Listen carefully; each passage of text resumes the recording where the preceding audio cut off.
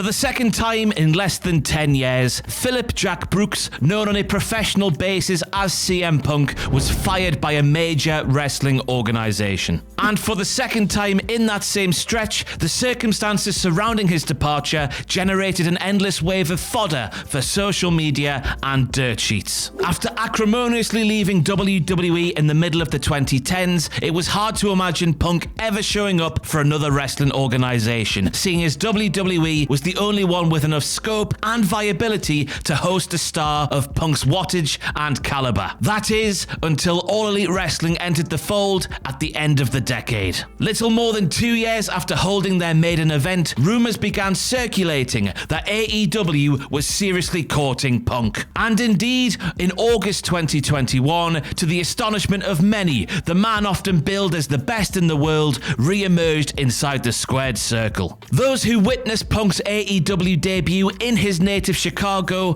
understood the magnitude of the moment. After 7.5 years away, the prodigal Punk had seemingly come home. Just 2 years later, and CM Punk was gone from AEW. In the 24 months between his debut and his exodus, Punk was the subject of both delightful highs and disturbing lows, putting together a 2-year tenure that ping-ponged through the headline gamut with all the frenzy of a Super Bowl. On camera, fans watched a franchise-level wrestling idol enjoy an inspired career resurgence. But away from the ring, alleged escapades and troubling stories started to pile up. Very slowly, a negative side to Punk's AEW presence began seeping out. And before anybody knew it, the CM Punk name became synonymous with backstage turmoil. Physical outbursts, verbal altercations, and a series of reported power plays all led to one final incident that resulted in the termination of Punk's AEW employment. How did it happen? How did CM Punk's run with AEW, which began with such starry-eyed optimism, result in one of pro wrestling's most famous figures getting exiled from AEW, a promotion that seemed tailored towards his style, attitude, and ideals? It's a head-spinning story of a man that, in just 2 years' time, went from all elite to all out to all in to all gone. I'm Ross Tweddle from Cultaholic Wrestling, and this is the rise and fall of CM Punk in AEW.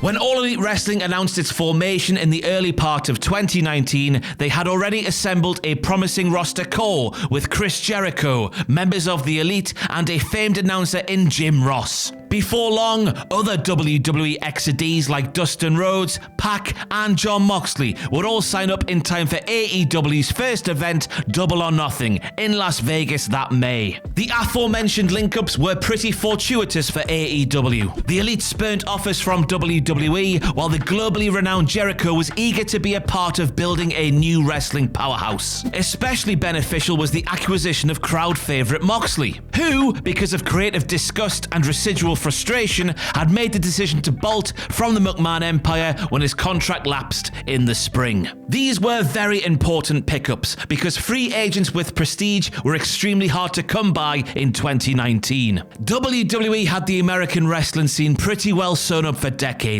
and even disgruntled wrestlers that left usually found their way back once time and money healed any lingering wounds. Of course, there was one disgruntled star that had been on the market for close to 5 years. AEW made a play for him because he remained a noteworthy figure with an unwavering, shall we say, personality cult. From the moment CM Punk debuted on WWE's ill-fated ECW brand in 2006, he was an immediate sensation. The former Ring of Honor World Champion first appeared at New York's Hammerstein Ballroom, where an otherwise snarky crowd welcomed him with open arms, treating him like a huge deal pretty much since day one. The more WWE-centric crowds caught on to Punk as well, discovering what fans of pre-WWE Punk had already known about the Second City Saint. For one thing, everything about Punk just felt unrehearsed. His promos, even when regurgitating buzzwords cobbled together in the writer's room, had a plain-spoken humor humanity to them.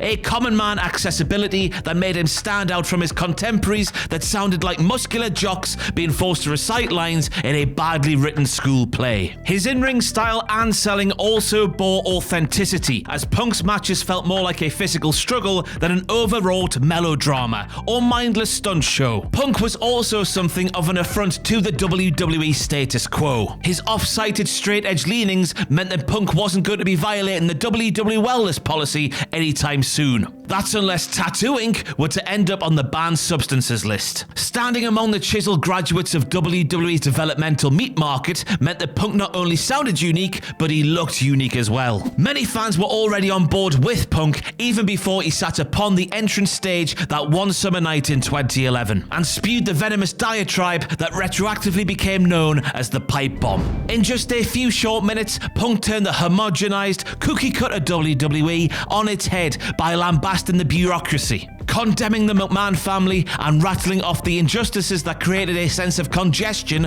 on the road at the top of WWE's food chain. The pipe bomb turned Punk into a cult hero, the very voice of the voiceless that made long-weary WWE fans slam their hand on the table and emphatically cry out, "Thank you." To a legion of fans, Punk was the only one willing to point out that the Emperor had been naked for a long, long time. To put it in Punk's words, he was the one that had the balls to say the things nobody else had the balls to say. In 2011, the vociferous Punk cemented his place at the top of the pro wrestling heap. His victory over John Cena for the WWE Championship at Money in the Bank before a raucous Chicago crowd was more than just a cult favorite beating an established title holder. To many fans, this was the rebel beating the system. Punk represented so much to an increasingly vocal portion of the audience. Change, resistance, honesty. In a rigged sports entertainment world that apparently didn't allow for independent thought, Punk was the infiltration that somehow bled through the framework. He was the thing that should not be, and yet, somehow, he was. Of course, Punk's main event push was carried out with WWE's blessing. It's not like the match results were unscripted shoots or anything like that. But WWE's obvious allowance or not, Punk was still that rabble-rousing speaker of truths. The avatar of the fan that detested what WWE represented, but still watched it anyway. We're all like that, aren't we? Pushing Punk made perfect sense, because it demonstrated to the skeptical viewers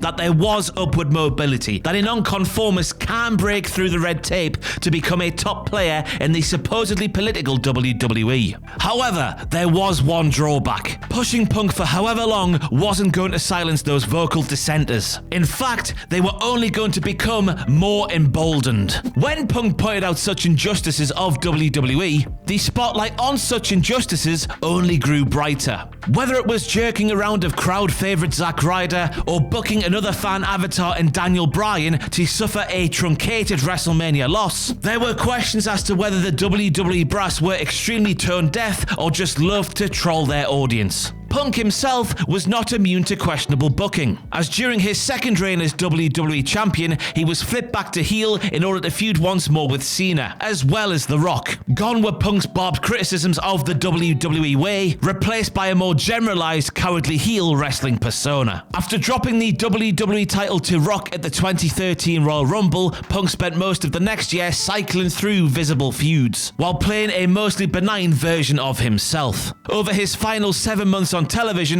the Punk character didn't really grow or change, or even have anything particularly interesting to say, not like Punk in 2011 anyway. By the following January, Punk had reached his breaking point. Sick from a staph infection that WWE medic Chris Amann allegedly refused to treat, and irritated with the hamster wheel booking, Punk walked out on WWE the day after the Royal Rumble, following a tense meeting with Vince McMahon and Paul Levesque. He was officially fired from the company that June, receiving his termination papers on the day of his wedding to April Mendez. Punk may have gone from WWE, but his presence certainly wasn't. For some time after the fact, WWE crowds would serenade subpar or unwanted matches and segments with chants of CM Punk. His name had become a rallying cry against creative stagnation and self-indulgent booking. Whether true or not, to chant his name was to say, this is exactly what Punk was talking about. Punk had struck such a chord with a large chunk of the WWE audience, again, the ones who complain about the show but still watch anyway, that's all of us, I know, that even in absentia, the selective crowd distortion of his ideals rang through.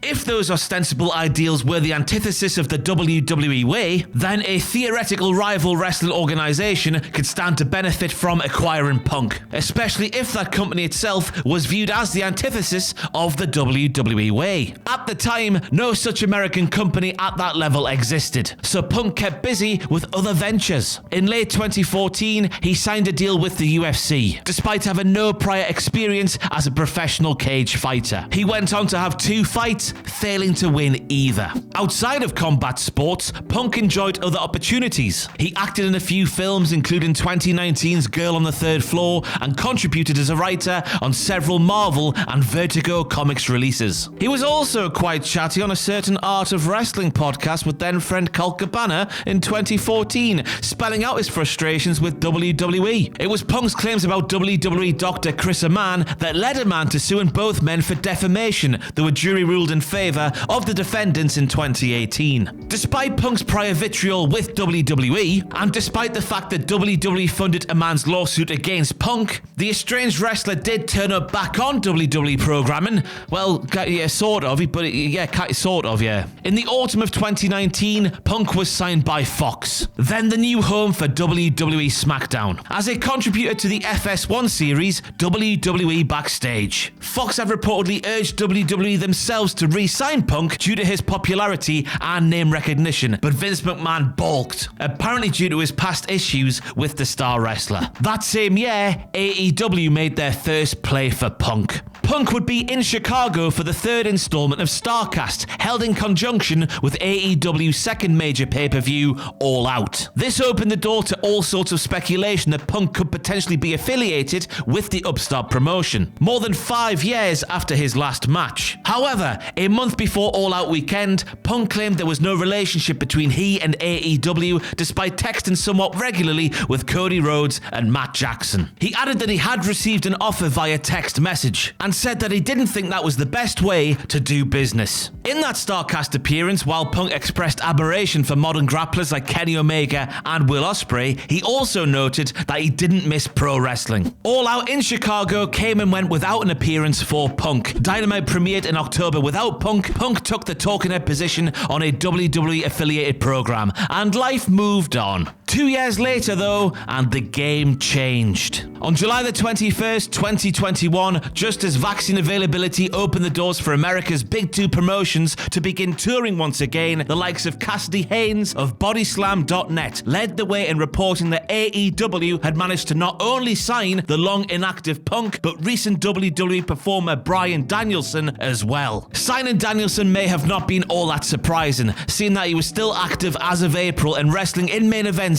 seen by millions. But Punk, that was more akin to landing the elusive white whale after so many apparent teases and dead ends. If this was true, the mind had license to reel at the possibilities. Punk versus Omega, the best in the world versus the latter-day belt collector. Punk versus MJF, a battle of the 2 most sharp-tongued orators in the business. Punk versus Jon Moxley, 2 working-class brawlers dunking it out for in-ring supremacy. Hell, just having Punk in a company without any extended McMahon family members there to bind his legs together with red tape that sounded promising enough. Still, there were skeptics. Punk returning to wrestling after so many years just didn't seem likely to them. But even those skeptics had to raise a brow when, a week later, Tony Schiavone announced the second ever episode of new series Rampage would emanate from Chicago's United Center, instead of the smaller Now Arena they generally booked, and that the episode would be titled The First Dance. Tickets sold out 4 minutes into the pre-sale. Without AEW even advertising a certain someone's name, fans caught on to the significance and followed that trail of breadcrumbs all the way to the front door of the house that Jordan built. Anticipation was sky high for the night of August the 20th. More than 1 million viewers tuned into AEW Rampage, while over 15,000 fans flooded the United Center, all based on a heavily handed implication. As the broadcast went live, raucous chants of Punk's name ricocheted off the venue's walls. When the chants began to lighten, harsh, staticky sounds blared over the sound system, preceding the familiar opening strains of Living Colour's Cult of Personality, which gave way to some of the loudest cheers heard in a professional wrestling program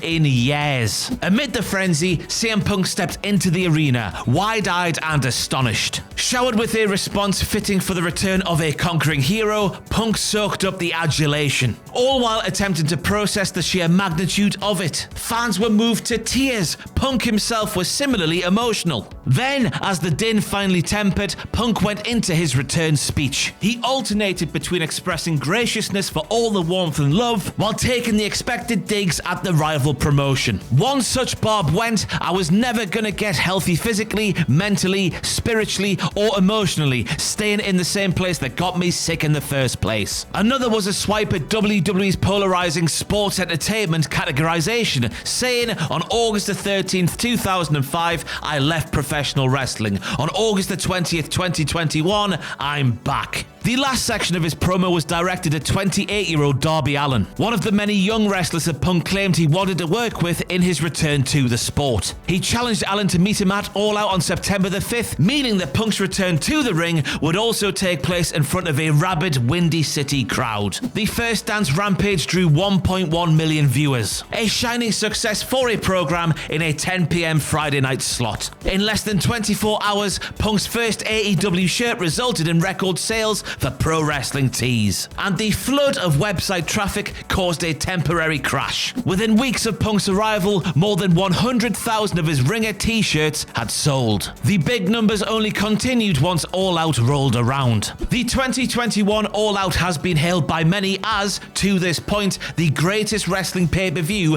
AEW has ever put on. And it's easy to see why. Between the minutes apart debuts of Adam Cole and Bryan Danielson, the tag title steel cage match between the Young Bucks and the Lucha Bros, and an assortment of other excellent wrestling matches up and down a very loaded card. The clear draw was Punk's return bout. Unexpectedly wearing a set of full-length tights, which he would refer to later as his long boys, that's with an I by the way, Punk took on Allin in a 17-minute bout, the veteran's first match in closing on 8 years. At nearly 44 years of age, one had to wonder if Punk could meet the high expectations such a featured match would inevitably have. The reception of the match was mostly positive. While not perhaps in the realm of a subjective 5-star classic, Punk meshed well with Allin, telling the simple story of a wily veteran that picked his spots against a fearless, balls-to-the-wall risk-taker. The crafty vet versus cautionless daredevil dynamic was similar in some respects to Bret Hart's 1994 Monday Night Raw match against the 1-2-3 Kid. And of course, Punk adapted well to the sly old pro role. But whatever role Punk was going to play that night at All Out, there was an audience raring to see it. An estimated 205,000 households purchased the pay-per-view, which, as of this video, makes All Out 2021 the most bought AEW pay-per-view ever. In the aftermath of All Out, Punk alternated between the long and short tights as he picked up wins in 10-plus minute bouts against young hopefuls like Powerhouse Hobbs and Daniel Garcia, as well as an old Ring of Honor and WWE locker room peer in Matt Sydal. All of these matches were relatively innocuous, as was the one he had on the October 27th Dynamite in Boston. At least, it seemed innocuous on the surface. That night, Punk wrestled another recent arrival in former Undisputed Era member Bobby Fish. It was pretty easy to figure out where the match would ultimately go, a competitive bout in which Punk gives his opponent a lot of offense before turning the tide and eking out the victory. That's how all of Punk's recent televised fare had gone, and the formula was the same for this 13-minute exhibition, with Punk winning via his face-crushing GTS. However, when Punk made the cover, it was clear that Fish hadn't fully gone to sleep. He threw up his arm just after the count of 3, somewhat similar to Hogan kicking out just after Warrior pinned him at WrestleMania 6, as if to say, "You did beat me, but not really." Punk's somewhat bewildered look at referee Paul Turner post-match seemed to override any sense of in-character jubilation over winning the fight. Preceding the GTS, Punk and Fish came a little bit unraveled on a pinfall reversal sequence. Nearly a year after the fact, Fish had less than kind words to say about Punk, calling Punk the C word. and claiming that Punk was a jerk to him afterwards behind the curtain for, as Fish recalled, a mistake Punk made. While that doesn't entirely explain why Fish chose to roll his shoulder up on the deciding fall, the incident goes down as the first known example of any reprisal towards Punk during his AEW stint. Days later on Rampage, Punk entered into his first real on-camera feud when he ran afoul of the equally unfiltered Eddie Kingston. The two were set as opponents for the November 13th Full Gear pay-per-view in Minneapolis, and, as expected, delivered promos on each other that cut pretty close to the bone. While Punk chastised Kingston for not living up to his lofty potential, the New Yorker fired back with claims that Punk was two-faced and a narcissist. The match came, and it was hardly formulaic. A pre-bell skirmish was the prelude to an 11-minute fight with no mid-match cooldown, just a relentless crescendo of violence that earned hearty raves, with Dave Meltzer calling it a super brawl. The brief rivalry with Kingston resulted in Punk's most intense AEW performances to that point, following a rather benign first couple of months. Fans who enjoyed that heated and volcanic side of Punk were in for quite a treat with his next clash. By Thanksgiving, Punk was locking into a feud with Maxwell Jacob Friedman, a 25-year-old prodigy whose acting range and verbal acumen were beyond his years. It was fair to wonder how MJF could match up to Punk on the stick, just as it was reasonable to wonder how Punk would fare in a war of words with the ascendant MJF. The opening salvo did not disappoint. On the November 24th Dynamite in Chicago, Punk and MJF had a thrilling back and forth, calmly taking passive-aggressive shots at each other when they weren't outright hitting the other guy below the belt. What was notable is that, for all the nerve-striky, worky-shooty comments that their promo battles featured, it looked for all the world like Punk was having the time of his life. One could fairly assume that Punk, if given something delectable to sink his teeth into as a performer, would be in his absolute glory. The MJF feud seemed to illustrate a rejuvenated, jump-started, and wholly inspired CM Punk. I mean, when you're donning 80s-style face paint for a trios match alongside Sting and Darby Allin, you certainly look like you're in on the fun. When Punk said he'd left wrestling in 2005 and came back in 2021, it sounded like an authentic claim, and his AEW life to this point reflected his rediscovery of squared circle fun. The Punk MJF war continued to be fun, especially as the feud grew more heated. First, it was MJF handing Punk his first AEW defeat through underhanded means, in his native Chicago no less. Then when Punk earned the right to a rematch, he invoked several historic callbacks in choosing a dog collar match, horrifying MJF into uncharacteristic silence. Through the feud with Punk, the melancholy MJF revealed some of the dark side of his origin story, which he cruelly used to sucker a sympathetic Punk into a bloody ambush. All of this cultured animosity paid off at the 2022 Revolution in Orlando. Punk dug from his own past, entering to AFI's Miseria Cantare and donning his era-appropriate whiteboard shorts. All of the elements of a gruesome blow-off match were present as Punk, with an assist from now former MJF charge Wardlow, receipted poor Maxwell his earlier Dynamite Diamond ring shot to win the match. With the loss, MJF spun off into the logical feud with Wardlow. Punk, meanwhile, was put in position to headline AEW's next pay-per-view.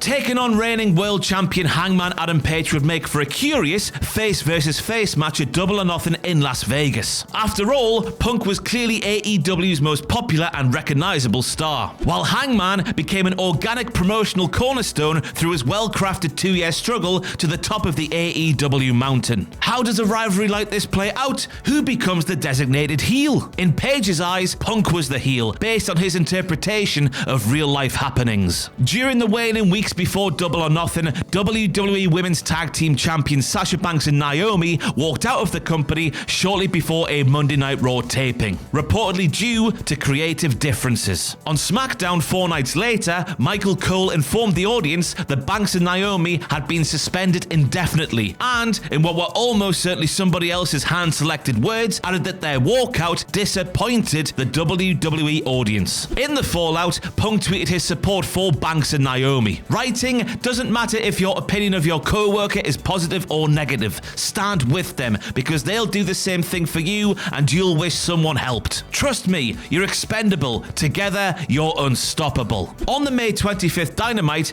Page challenged Punk's apparent stance on and workplace solidarity in an unusual promo that seemed to paint Punk as the evil interloper hell-bent on upsetting AEW's tranquil structure. To many in the audience, Page's stance was wholly out of left field and didn't fit the story being told on screen. But when one reads between the lines, they fixated on some of the AEW World Champion specific words. Particularly when Hangman seethed, "You talk a big game about workers' rights, yeah? Well, you've shown the exact opposite since you've gotten here." The Wrestling Observer newsletter remarked that, like Bret Hart and Shawn Michaels' on-screen rivalry in the late 90s, there were real-life tensions that were manifested in some kayfabe word choices. And Page's workers' rights comment was indeed about inside matters. Earlier in 2022, it was reported that Colt Cabana's AEW contract was expiring and wasn't going to be renewed. Several lower-card AEW performers, including Joey Janela, Marco Stunt, Stu Grayson, and others, were let go at the expiration of their contracts in the same time frame.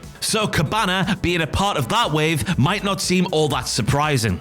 However, stories emerged that AEW initially intended to offer Cabana a renewal, only to pull said offer before Cabana could sign. It was speculated that the decision to let Cabana go was motivated by Punk, who had fallen out with Cabana several years earlier. The circumstances surrounding the two being sued by Dr. Chris Amann over the Art of Wrestling podcast was the apparent cause of their dissolution. There was reported squabbling over Punk's alleged promise to pay Colt's legal fees, which Colt contends Punk didn't follow through on. Punk was also reportedly irked when he learned that Cabana, in the midst of the lawsuit, had gone to dinner with WWE contracted wrestlers Kevin Owens and Sami Zayn, while Punk had chosen to isolate himself from anyone affiliated with the WWE. The two men ended up suing each other before settling in late 2019, and the bitter feelings persisted. Page wasn't the only individual in AEW convinced that Punk had a hand in forcing Cabana out of the company. However, Punk denied that he was responsible for AEW rescinding the contract offer, and reportedly expressed as much to Page backstage after their in-ring segment. For Tony Khan's part, he claimed it was his decision alone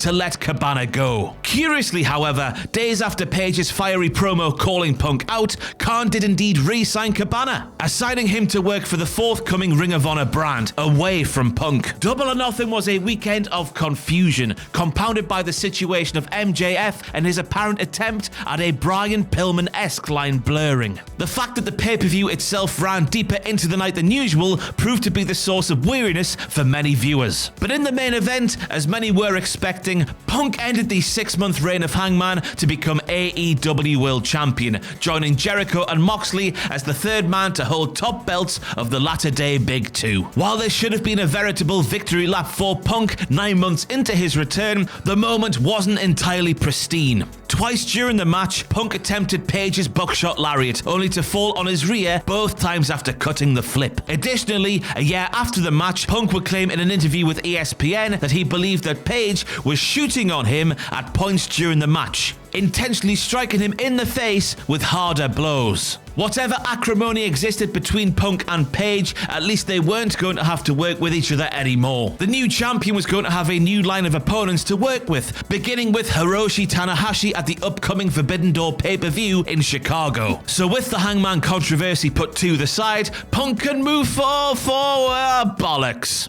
On the first Dynamite after winning the belt, Punk ended up breaking his foot, necessitating a 4.5-hour surgery where 3 plates and 16 screws were inserted. Punk was going to miss most of the summer with the unfortunate injury. More unfortunate, Punk didn't even break his foot taking part in a physical match. He had clipped the top of the guardrail while playfully stage diving into the crowd during his entrance. With tears in his eyes, Punk informed the crowd at Friday's live Rampage taping that he was going to be sidelined for the foreseeable future. It had been a whirlwind week plus for Punk, between Hangman's public accusation, a title match that didn't exactly go smoothly, and then getting hurt while performing a superfluous act. AEW's intended Summer of Punk quickly became a Bummer of Punk, as so many plans had to be reconfigured due to the absence of the biggest star. The most important part of the rewrite was installing a new temporary world champion. On that end, company workhorse Jon Moxley was made the interim title holder, after defeating Tanahashi at Forbidden Door in Punk's stead. Punk hadn't actually vacated the lineal belt, and the idea was to do Punk versus Moxley in a unification match when Punk was cleared. This arrangement seemed to confuse many fans, but it's how UFC handles its injured title holders, so it's not exactly a radical concept. Indeed, Moxley defended the interim title through the summer of 2022, while the clock ticked toward an inevitable showdown with the still absent Punk. Finally, on the August the 10th Dynamite, Punk made his return, confronting Moxley after his successful defense against Jericho. All Out in Chicago was less than 4 weeks away and seemed to be the appropriate locale for the unification match. That's why it was surprising that the match actually took place sooner. AEW announced that the unification match between Punk and Moxley would take place on the August 24th Dynamite in Cleveland, 11 nights out from the pay-per-view. It wasn't clear what the purpose was, since Punk versus Moxley to determine the true champion was the ideal pay-per-view headliner.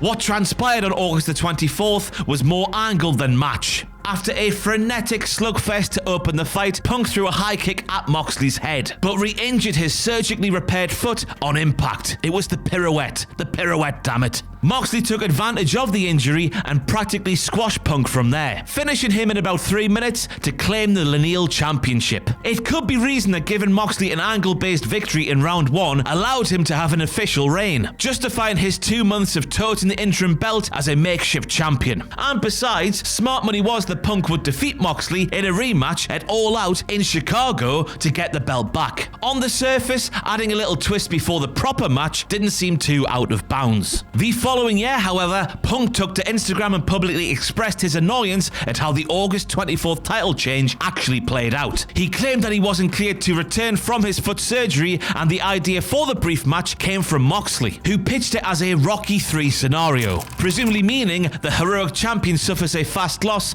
to a menacing foe, but outsmarts him in the rematch to regain his belt. Punk wrote that he'd never seen a Rocky movie and also claimed that Moxley said he wouldn't lose to him. Punk later deleted the post. Harder to delete were the words that Punk chose on the August the 17th Dynamite when setting up the match against Moxley. Going off the designated format, Punk decided to bring up his prior issue with Hangman Page and challenge him to a match then and there. Page apparently was not even in the building, but the audience didn't exactly know that when, after Hangman failed to appear, Punk dismissed him as being too gutless to come out and fight him. After the absent Hangman didn't show his face, Punk capped off his improv by saying, "That's not Cowboy SH1T, that's Coward SH1T. A little bit of advice, and I suggest you take, the apology must be as loud and as public as the disrespect." The last line was in apparent reference to Page reportedly apologizing to Punk in private over the workers' rights comment, and the Cabana insinuation,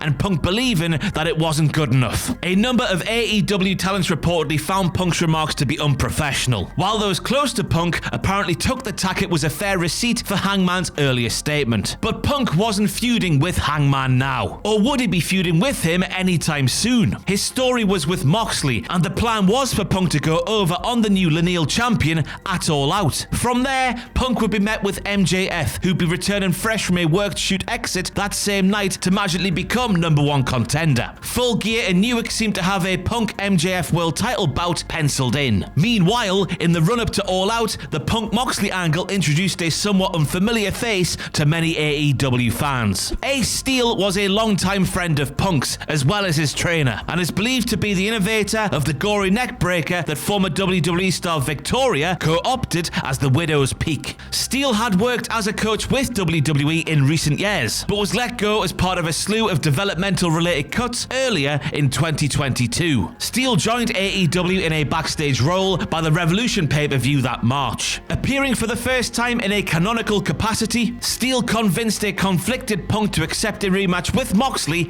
at All Out. While Steel's appearance seemed to be just a one-off storyline impetus, few would have guessed just how much more they'd be hearing his name over the months ahead. But first, the match. Punk and Moxley battled for 20 knockdown drag-out minutes. Early on, Punk established that his foot had healed as he peppered Moxley with his usually sharp kicks. Unfortunately, Punk sustained a new injury during the match, tearing his triceps about 5 minutes into the title fight. No one was the wiser, as Punk and Moxley both held up their receptive ends of a strong main event bout, which Punk won with 2 go-to-sleeps. Punk was in the midst of a victory speech in front of 10,000 of his friends and neighbours when a new angle commenced. After earning a world title shot through an ill-gotten ladder match victory earlier in the night, a masked individual unveiled himself on the stage as the returning MJF, reigniting his feud with the new champion. The fans loudly chanted for MJF as the pay-per-view went off the air, setting up a delectable cliffhanger for Wednesday's Dynamite. Sadly, Punk's latest injury was going to jeopardize the match with MJF. For the second time that year, within a 72-hour window of becoming champion, Punk sustained an injury that required a recovery period that was longer than week to week. Not to worry though, because the injury and MJF's grand return for that matter were about to be rendered moot. An exhausted, battered Punk sat beside Tony Khan at the start of the traditional post-pay-per-view media scrum. A year earlier, this CM Punk was the picture of grace, eagerness, and joy when he resumed his long-dormant wrestling career in AEW. But here, battle damage aside,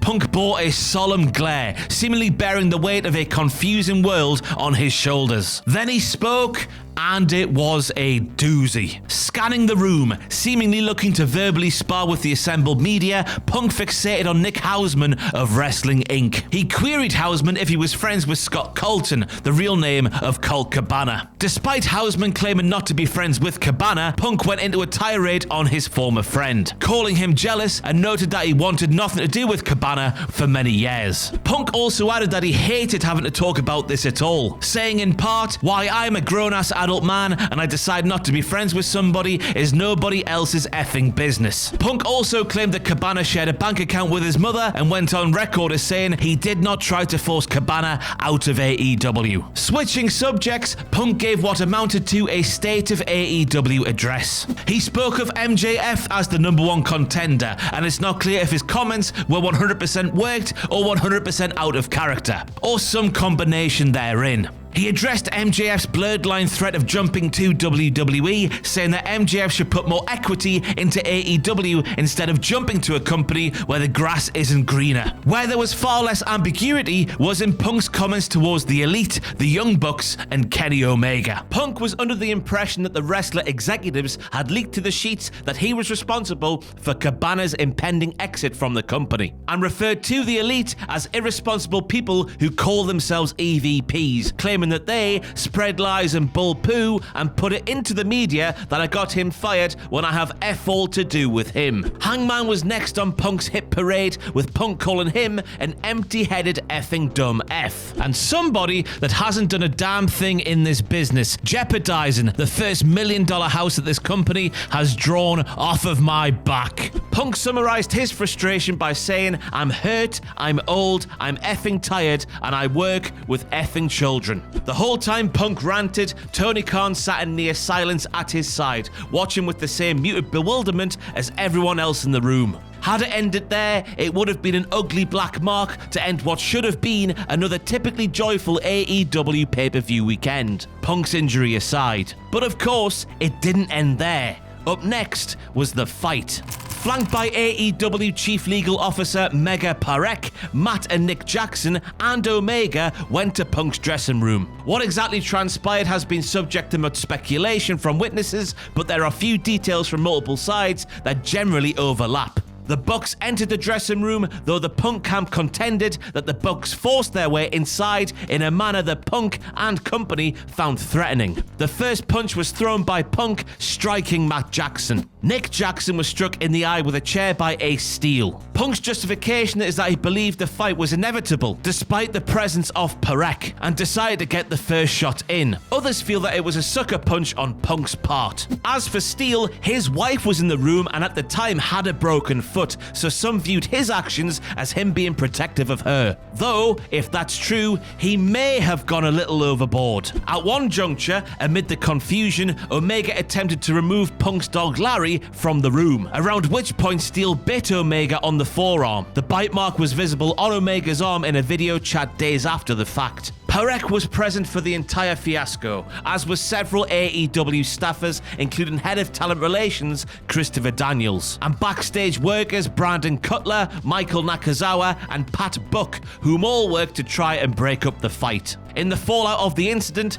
Punk, Steele, Omega, the Jacksons, Daniel, Cutler, Nakazawa, and Buck were all suspended by Khan, pending an investigation. This meant that World Champion Punk and inaugural Trios Champions The Elite, who had just won the titles at All Out, all had to abdicate their gold. Khan announced the vacancies on a recorded statement at the beginning of Wednesday's Dynamite without mentioning any of the names of the suspended individuals, likely for legal reasons. Over the weeks ahead, Daniels, Cutler, Nakazawa, and Buck all returned to work, when it was determined that none played a malevolent role in what had become termed Brawl Out. The following month, Steele was fired from AEW, which apparently came as a surprise to him. As for Punk, he wasn't going to be back anytime soon due to his triceps injury. But few were forecasting an AEW return for him, given the magnitude and toxic fallout of the incidents in Chicago. In fact, reports had it that Punk and AEW were negotiating a buyout of his contract at the time. Shortly after Steele's firing, word was out that Omega and the Bucks were returning imminently to AEW. And indeed, they were back in time for November's Full Gear pay-per-view. But in conjunction with the initial word of the Elite's impending comeback, Nick Hausman posted a report with a new detail, claiming that Punk's dog Larry was injured when the door was kicked at the onset of the Chicago fight. This report came 7.5 weeks after the incident, and this was the first time that claim had been made. A week after that story emerged, Cabana made his first appearance on AEW TV in more than 8 months, putting over Chris Jericho in a Ring of Honor World title match on Dynamite. You know what they say about coincidences? As for the Elite, when Dynamite rolled into Chicago on November the 23rd, the trio couldn't help but poke fun at the situation. Between Matt Jackson mock botching a buckshot attempt, Omega biting Pac's forearm, and then later performing the GTS. The fans rained down boos, but the Wayward Sons merrily worked heel to earn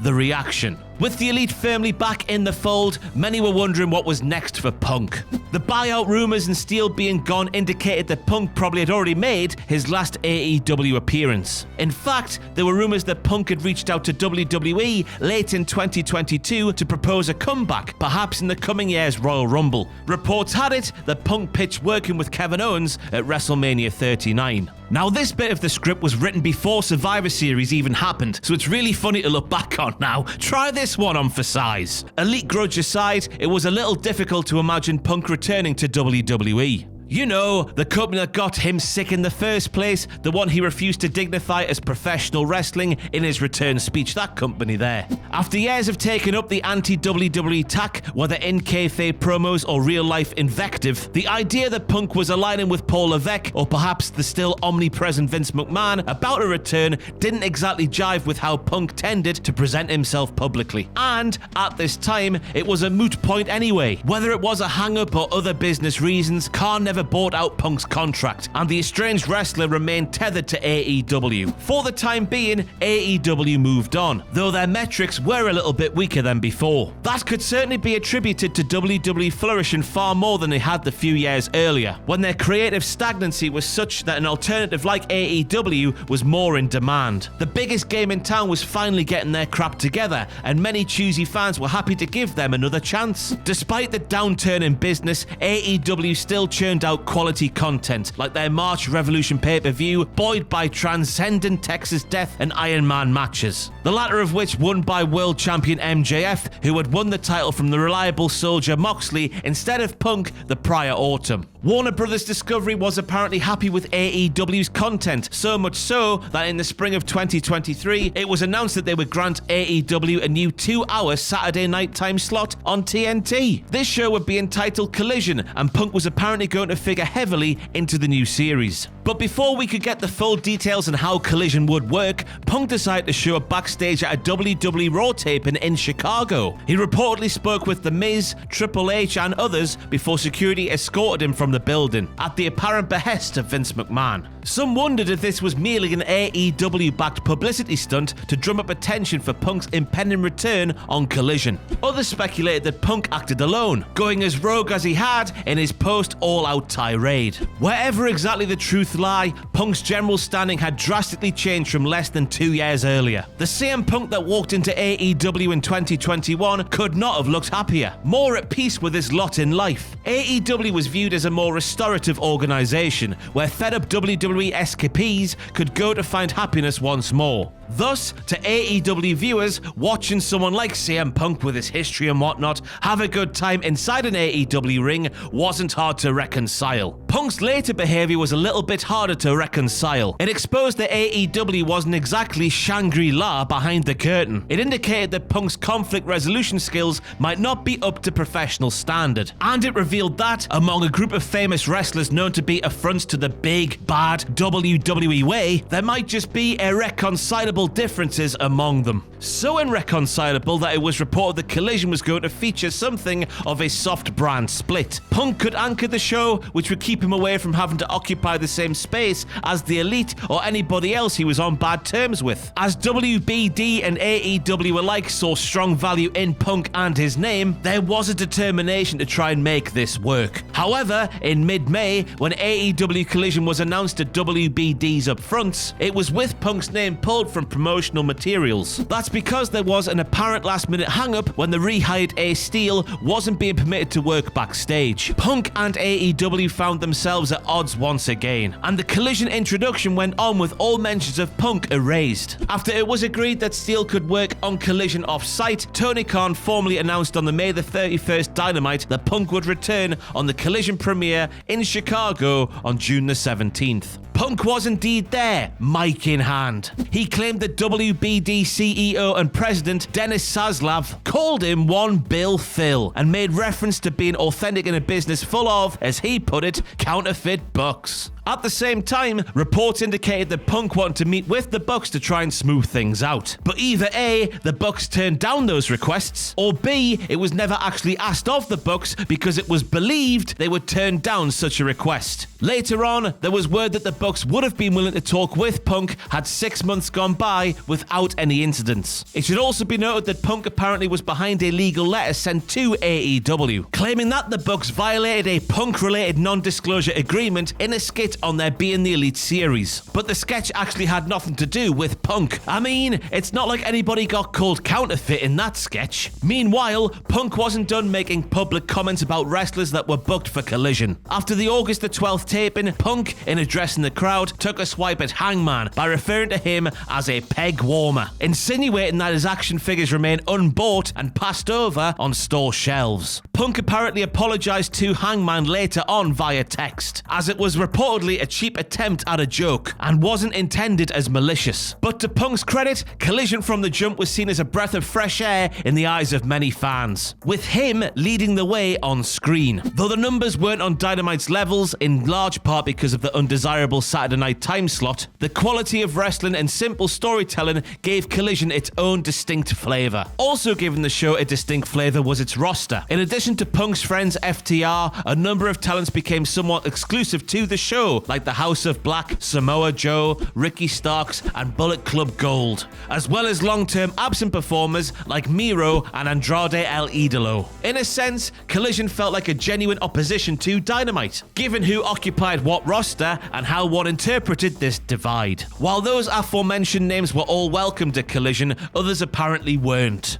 Head of Talent Relations Christopher Daniels was removed from Collision bookings, as was Matt Hardy. Hangman was scheduled to film a pre-tape at one Collision site, but was then told they would have to film away from the venue. Ryan Nemeth was also removed from Collision after having previously tweeted literally the softest man alive, after Punk referred to the Elite as soft in an earlier promo. While not explicitly stated that Punk was behind all of the cast-outs, he appeared to be the common denominator, given each man's history with Punk and all their connections to the Elite. As for Punk, while the Chicago crowd greeted him with open arms on Collision's premiere, other audiences weren't so cheery. During the summer run through Canada, a number of crowds were much frostier towards the polarizing wrestler. For his part, Punk tended to lean into the response, grinning ear to ear while heeling it up in tune with the noise. Story-wise, Punk toted around the platinum AEW World title that he never lost in the ring, and spray-painted a black X on the center plate. He proclaimed himself to be the real world's champion in what appeared to be a path leading him back to MJF. In the meantime, Punk was dually feuding with Starks and Joe over the unofficial world title. Plans were for him to face Joe at All In at London's Wembley Stadium before a record-setting crowd, and then battle Starks in a strap match at All Out in Chicago, following a recent angle where Starks whipped Ricky Steamboat with his own belt. But then something happened prior to that first match. Punk recently had an issue with Jack Perry, the recently heel-turned Jungle Boy, at a Collision taping. There was an apparent plan for Perry to do a spot involving real glass, suggested as a way to write him off television for a finite period. Punk nixed the spot, telling Perry that it was unsafe. There was a reported quarrel between the two, but nothing that sounded all that newsworthy. In the grand scheme,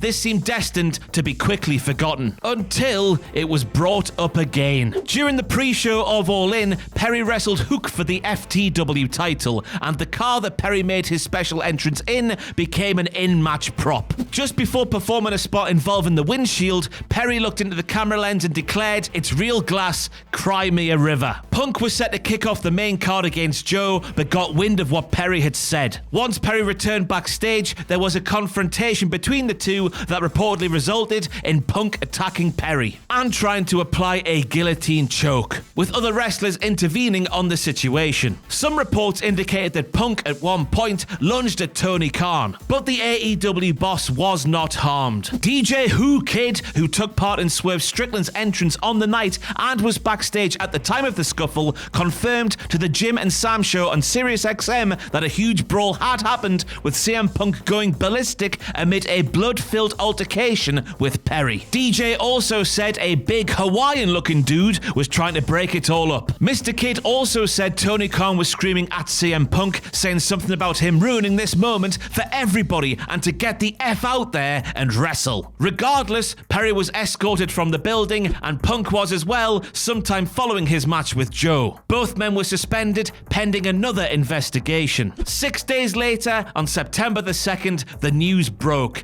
AEW had fired Phil Brooks with cause, following the unanimous recommendation of legal counsel and a discipline committee, which we would later find out was fronted by Bryan Danielson. Tweet if you dare, survive if I let you.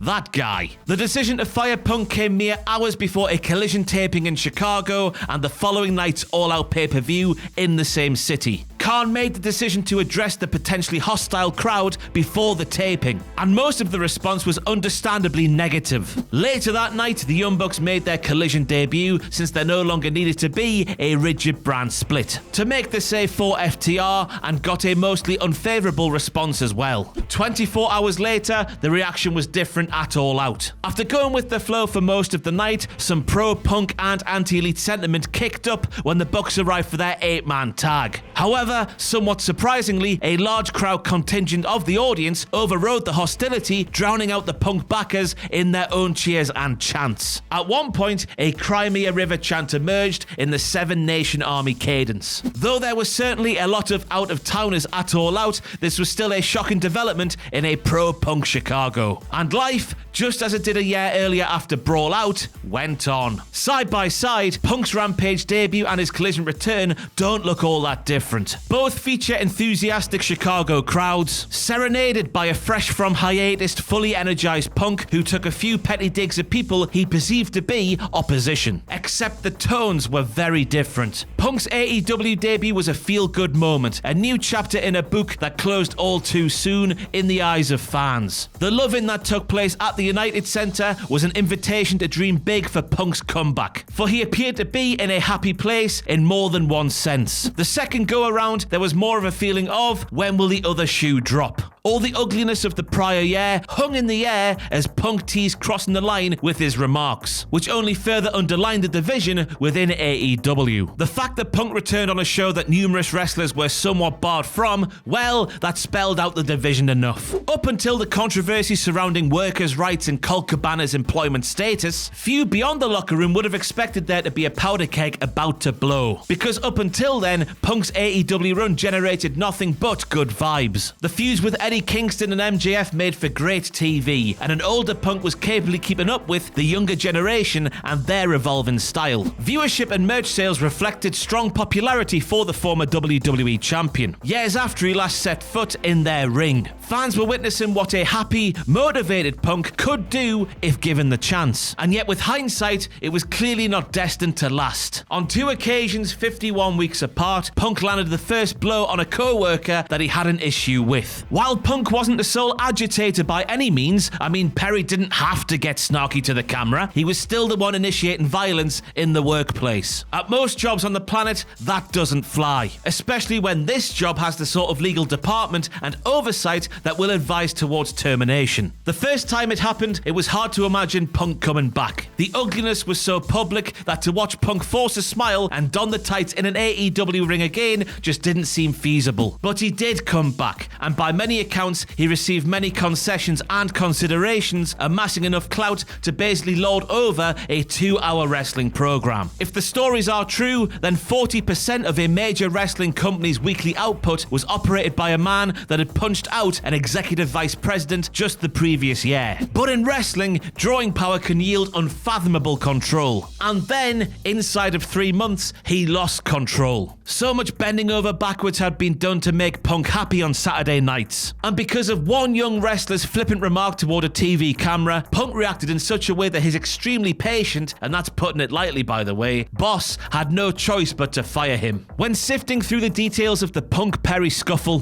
gone were the thoughts of Punk's cheerful 2021 declaration that he had returned to professional wrestling. Vanished was the image of him painted as a Chicago-branded Sting. Thoughts of the anticipated Punk-MJF rematch were so remote that they no longer registered. Punk has long been synonymous with news, even in retirement, but it was with increasing rareness that he was synonymous with good news. The ironic thing was that when AEW first formed, there weren't many wrestlers that felt more suited to the company than CM Punk. The Chicago connection, the super indie feel, the upward mobility, the freedom to cut your own promos, the apparent lack of corporate bureaucracy. This sounded like Punk's pro wrestling utopia. Instead, after 2 wildly uneven years, Punk becomes the biggest name to be fired from the organization. In the days after his firing, reports indicate that those backstage felt that a dark cloud had been lifted, and that life backstage at AEW was fun once again. 3 months after his firing, hell froze over when, after a decade away, Punk re-emerged in WWE at the Survivor Series in his native Chicago. Much of the noise from WWE crowds has been positive as of this video going live, but many will still wonder if and when that other shoe will drop. In fact, days after Punk's return, there were reports that a behavioural clause was inserted into his WWE contract. If true, then it's not just the fans and critics that have considered the possibility of another Punk outburst. As for his return speech, Punk seemingly nullified all the criticisms he personally levied towards WWE the moment he spoke the words "I'm home." 2 years earlier, he publicly dismissed WWE on several occasions upon his AEW debut, and wasn't at all shy about trashing his former and future employer in other interviews either. Once considered to be a straight shooter, there now seem to be many contradictions in Punk's spoken word. In 2021, when the hot rumour was that AEW was somehow luring CM Punk out of his squared circle self-exile, we all wondered how. And looking at the litany of events that led to Punk alienating a number of AEW peers before getting fired, we're left to wonder why. To borrow from Punk's tweet about Sasha Banks and Naomi's WWE walkout, with the enthusiastic backing of AEW, a returning Punk felt unstoppable. Ironically, his opinions of his co-workers and his unwillingness to stand with them ultimately made him the one that was most